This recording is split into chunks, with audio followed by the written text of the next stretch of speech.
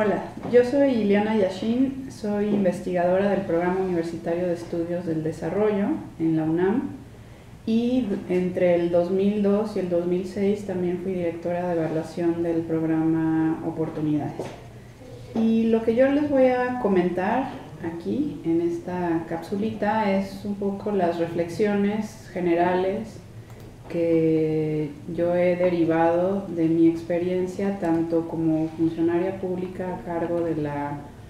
gestión de la evaluación de un programa social, en este caso fue el programa Oportunidades, así como también la experiencia que he tenido como evaluadora,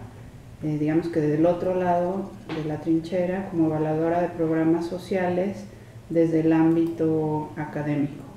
He participado en varias evaluaciones como evaluadora investigadora, entre ellas la más reciente sobre la Cruzada Nacional contra el Hambre. Y de las experiencias que he tenido participando en estas dos partes del proceso, yo lo que resaltaría sería, en primera instancia, la relevancia que tiene tomar la decisión o asumir la decisión de incorporar al diseño de un programa un sistema de monitoreo y evaluación, ¿no? Que es una decisión que se tiene que tomar idealmente desde un inicio para que con base en esa decisión se tomen un conjunto de acciones que son necesarias para garantizar que ese modelo de seguimiento, de monitoreo y evaluación se pueda llevar a la práctica, y que son decisiones que tienen que ver tanto con cuestiones de recursos presupuestales y recursos humanos, e incluso organizacionales al interior de la estructura de personal del programa, pero también son decisiones de tipo metodológico y técnico que son muy importantes para garantizar que los ejercicios de monitoreo y evaluación sean óptimos. Y en ese sentido, por ejemplo, una de las cuestiones que se enfatiza de lo que fue la experiencia del caso del programa Oportunidades es que al haberse tomado la decisión desde el inicio de que el programa incluiría un modelo de seguimiento y evaluación, fue posible, por ejemplo en el caso de la evaluación de impacto, el realizar un diseño experimental de la muestra de evaluación que permitió llevar a cabo evaluaciones de impacto que fueran metodológicamente rigurosas y con ello también mucho más creíbles y con mayor legitimidad en términos de los resultados que generaron. Entonces, bueno, ese es un punto que es muy importante. Lo segundo tiene que ver con que a veces se tiende a pensar que la evaluación es un proceso que se lleva a cabo exclusivamente después de la implementación de un programa, y como decía previamente, en realidad es algo que se tiene que decidir desde un inicio, pero que además involucra un proceso de gestión que corre a la par de todo el proceso de política pública o del ciclo de política que involucra el programa en su conjunto. Entonces, en el caso de la evaluación es importante también desde un inicio tener una etapa de planeación de cuál va a ser el modelo de la evaluación, qué tipo de indicadores se van a seguir, quiénes son los actores que van a participar, cuáles son, ¿no?, las preguntas de evaluación que se quieren plantear. Es decir, hay que desde un inicio conformar una agenda de evaluación con las preguntas que son relevantes para el ejercicio de evaluación y que se relacionan evidentemente con la naturaleza del propio programa. Y con base en esa agenda de evaluación y la definición de los actores y de los indicadores, es también muy importante llevar a cabo otros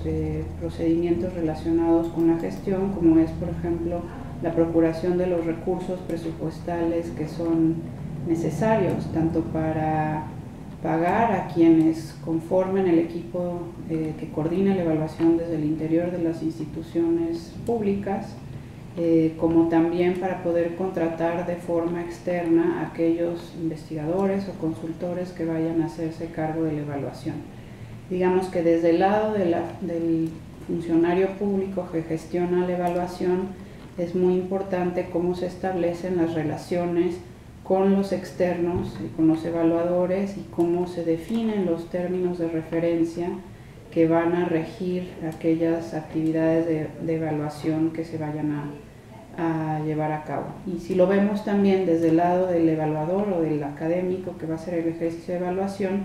es igualmente importante poder establecer el contacto con la contraparte y tener la mayor claridad posible de cuáles son específicamente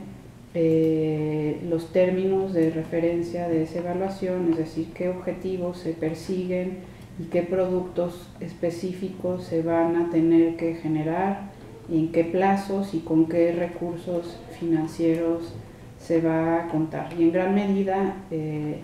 el éxito de la evaluación depende de la claridad con que se establezcan esos compromisos entre los evaluadores y el programa o la institución que esté coordinando desde la función pública esta evaluación. Y finalmente, una vez que se llevan a cabo los ejercicios de evaluación, otra etapa que es muy importante es la de dar a conocer los resultados y utilizar esos resultados para la mejora continua del programa que se esté evaluando. Y es ahí donde quizá está uno de los retos más grandes que se tiene actualmente en México con respecto a las evaluaciones en lo general y a las evaluaciones también de impacto. Que si bien en los últimos años hemos avanzado mucho como país en términos de la normatividad para las evaluaciones de los programas sociales e incluso en el establecimiento de mecanismos para lograr asegurar de mejor manera el uso de los resultados de las evaluaciones por parte de los funcionarios públicos, todavía esos mecanismos no logran que los funcionarios públicos en todos los casos de los programas utilicen de la mejor manera los resultados de las evaluaciones. Si uno revisa los ejemplos de distintos programas en este sentido, una de las cosas que uno puede observar es que las instituciones o los programas tienden, en lo general, aunque evidentemente hay casos distintos que se destacan, pero tienden en lo general a llevar a cabo las acciones como de menor envergadura que se derivan de las recomendaciones de las evaluaciones, y en ese sentido dan un cumplimiento formal a las recomendaciones, pero no necesariamente llevan a cabo todos los cambios que son sustantivos, ¿no? que están relacionados con esas evaluaciones. Entonces ahí hay un área de oportunidad muy grande y en donde también no solo se involucran el programa evaluado o instancias como el Coneval, que actualmente norma y coordina los ejercicios de evaluación de los programas sociales federales, sino que también intervienen otras instancias como puede ser la Secretaría de Hacienda e incluso el Congreso, que tienen también que hacer la revisión de los resultados de las evaluaciones para que con ello puedan tomar decisiones de asignación presupuestal. Entonces ahí hay un reto importante a futuro que habrá que abordar posteriormente. Otro de los aspectos que es importante analizar es el hecho de que, como hemos dicho, en las evaluaciones o en el proceso de evaluación intervienen actores distintos. Está el Coneval, está Hacienda,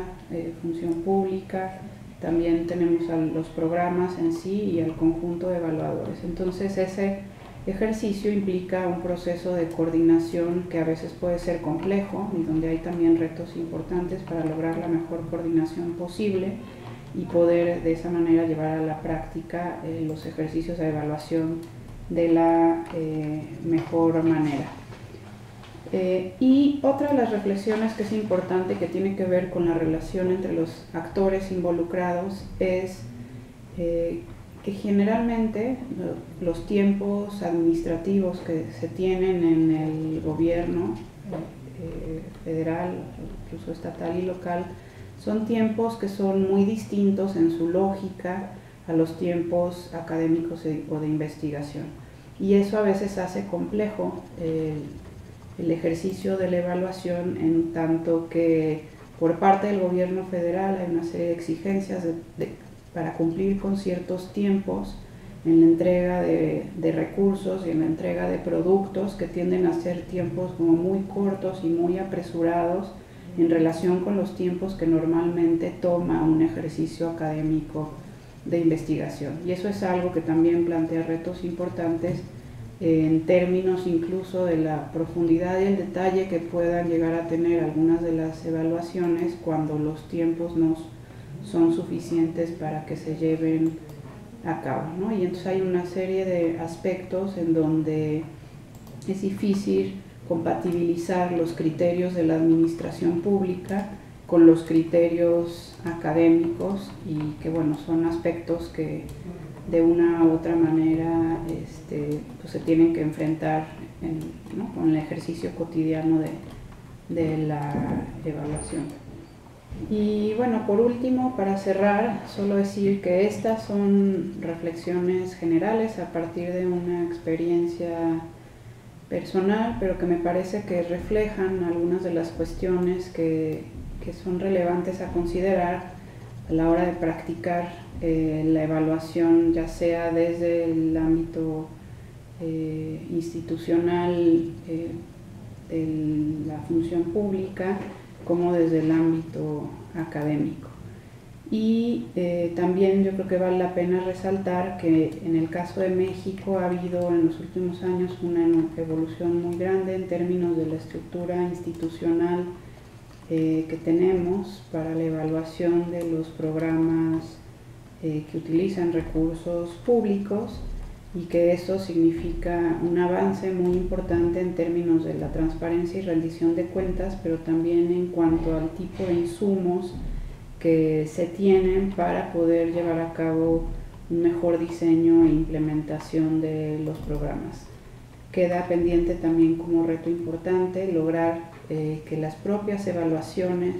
mejoren su calidad, pues las evaluaciones tienen una calidad heterogénea, y que bueno, en ese sentido también es importante tanto fortalecer a las instituciones que están involucradas en el proceso de evaluación, distinguiría aquí el caso del Coneval, como fortalecer las capacidades de una comunidad amplia de evaluadores de programas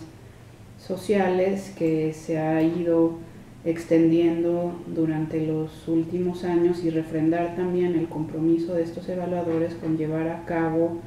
ejercicios de evaluación de alta calidad y que tengan sentido y congruencia para poder derivar de ahí insumos y recomendaciones para mejorar la política pública. Gracias.